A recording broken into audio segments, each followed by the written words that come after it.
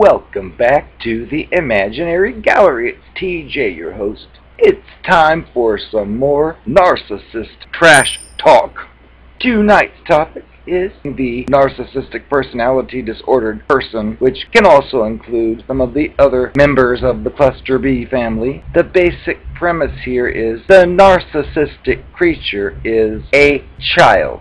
What is a child? When you're a child, you have a few basic needs. As you grow from a baby into later ages, one thing becomes apparent. You have an instinctive desire to seek pleasure and avoid pain. Very simple. Well, when you're dealing with a Cluster B creature, that is the basis of their entire being. They're not developed like the rest of us who went through our childhood phases, but then graduated on to more adult-like situations and phases. In this day and age, with so many different types of people, it can be very difficult to actually find another person that you really get along with genuinely. Too often, you see somebody's face and it looks pretty, and you come up with all these ideas of how wonderful this person might be, and then when you meet the person, their interests are completely opposite of yours. The things you love, they can't stand, and it can be difficult. So when you come across one of these types of creatures who are fake, it seems like a breath of fresh air because the person is into everything you're into. Such as you have a weekend coming up and you want to see the person and you happen to be involved in, say, a local band you like to see because you're a music fan. And of course this creature you meet says, "Oh yes, I like music." And you say, "Well, there's a band I like. I'd like to see it." And just because you said that and they're love bombing, they'll say, "Oh, I'll go to be with you. I can't wait." And they'll go and they'll pretend to have a good time regardless of whether they did or did not. And being human, we all have a basic desire to be accepted. So if you meet a friend and you get along and have fun, that's acceptance. But imagine if you meet a person who you get along with in the same way, plus intimate things occur between the two of you. That changes things and makes it more powerful. But typically, in the Cluster B experience, as we know, they lure you in with their love-bombing idealization, and that's the point where most of us will think, wow, this is a nice relief. Those last 5 people over the last several months were completely wrong. This one feels right. And they do that on purpose. Many times when you're involved with such a creature, you may rely on previous experience and ask, is this fake? Are you really being for real? Because it looks kind of fake, and they will knock you off the fence and say, "Oh no, whatever you've just said, that's wrong. I really do like the things that you brought me to." But you have to realize what you're dealing with here. This is a career criminal who has probably spent years of its life mimicking and copying other people's mannerisms, dialogue, behaviors, and they will come across to you as a regular human being. Plus, you'll notice many of them display, although sometimes not so frequently, childlike ways. Little phrases they might say or behaviors they might engage in that you might find endearing and think, "Oh, isn't that cute? It's like a kid." Well, honey, that is a glimpse of what this creature is really made of. Because typically you're older, you're no longer kids. But this is due to whatever experience it had as a child, whether it was abuse, neglect, or some other reason. They never developed beyond the basic childish instincts of seeking pleasure and avoiding pain. So when they find themselves in an adult body interacting with other people, they still have their basic needs of wanting this or wanting that, and they find you as a target, and they do their best to emulate a real adult human being, even though if you're an adult human being that's not like them, sometimes you can actually notice and pick up on some inconsistencies that don't seem to fit with the personality type they've chosen to identify themselves as to you. But because you're way beyond your childhood, you're now an adult, and you're dealing with this type of person, and you've seen enough of their displays of normal human behavior, you are probably tricked into thinking you're dealing with another regular human. Typically, it's not till after you've experienced a large amount of time with the person that certain little things pop up that just don't fit with the consistency of the picture it's providing for you. And you'll pick up on little games the person plays.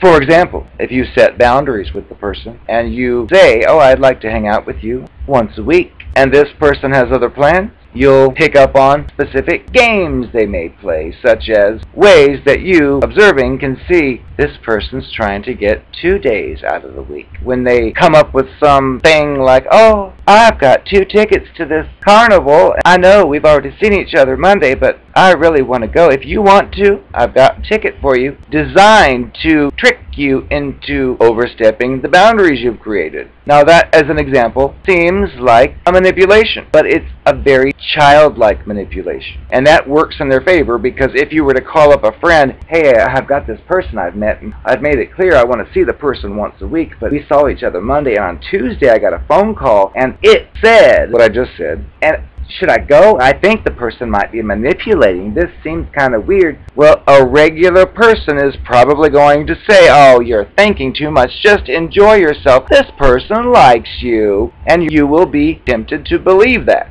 Because, face it, we'd much rather believe that than what the truth ends up being. But many times, when you're involved with this creature, there'll be long, involved scenarios and situations where the person does sickening, horrific things, and sometimes their mask will slip off. Typically, it's towards the end after the devaluation, and when they realize you're onto them too much. But sometimes that mask slips off, and they'll tell you something that's ultimately revealing about their nature and the kind of creature they are. Like, for example, one I knew. I would talk about how I don't like it when people are dishonest, but just tell it like it is. I will. Even if it's ugly, I'm going to tell you. And you get somebody mirroring that, oh yes, I'm the same way, but then you catch them in all kinds of sickening lies, where you could go months, years, decades with this person and always have certain doubts about certain claims it's made, but always, if you confront them, you're told that you're way off. But sometimes those truths unearth themselves and you find out that your hunch was accurate from the start, and in your mind you're looking at all the months, weeks, years of this person denying what you just found out to be true. So when you finally uncover it and present the proof, you would expect a dramatic reaction, like falling on the floor saying, oh, I can't believe you discovered this, oh, my secret's out. But no, it's usually an emotionless face with some kind of flippant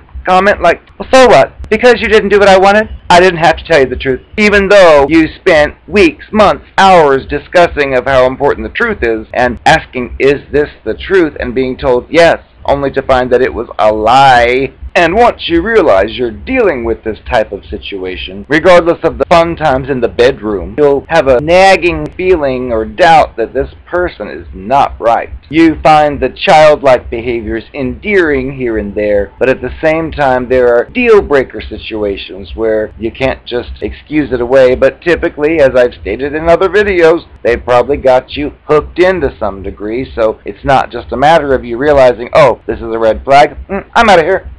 They try to avoid that like the plague. They involve themselves into your life to the point where it's not that easy just to step away.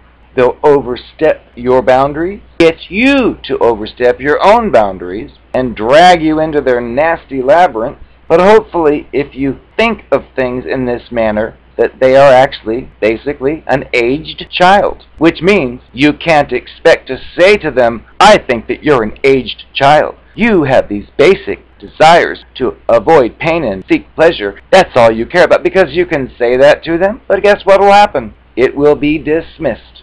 Like, oh, that is not true, and that can make you gaslight yourself into thinking that, oh dear, that was kind of daring to even say that to this person, and the person's denied it. Oh, maybe I'm wrong. No, you're not wrong. You are right, and you need to escape as soon as possible.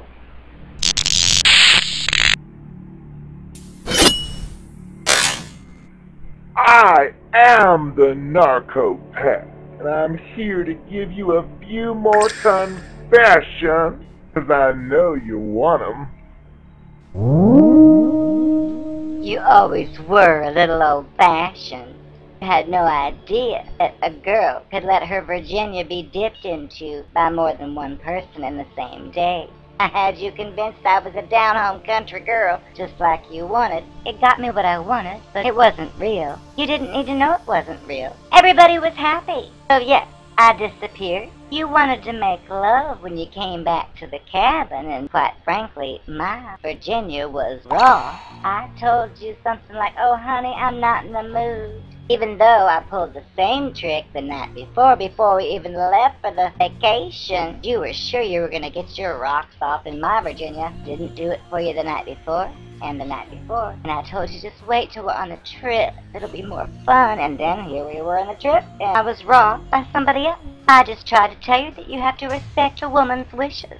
You don't have to find logic or reasoning. In this case, the logic and reasoning is I was spent. I was all squirted out, and quite frankly, there was no room for you. But again, you didn't need to know it. I just gave you my usual lines of BS, and we got through the weekend just fine now, didn't we? Oh, and you better believe it. I told my family and my friends you had cheated on me. They were all on my side for leaving you. It's your loss, honey. You shouldn't have gone snooping. If you wouldn't have gone snooping, you wouldn't be pooping right now. Someone else will have my love. Someone who doesn't ask any questions or check up on things. That's what I'm looking for. And I'm gonna find it. You don't deserve it. As I've told you 100 times, for advice on your next love, don't go checking up on things. Just believe what she says. Don't doubt her. Don't check up on her. Otherwise, you're gonna find something you don't like. We ladies, we're all the same. At least the kind that you attract.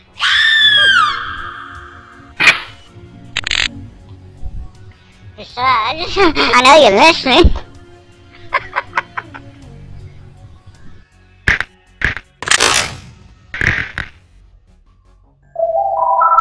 So yes, I am the narcopath. Yes, I did use you for your money. Big deal. It got me a few things. It got me some breast implants. Who cares if you never saw the money again? And you can't press charges either, because I'll deny it. Plus, I'll tell them that you were abusive. So, don't go down that road, honey.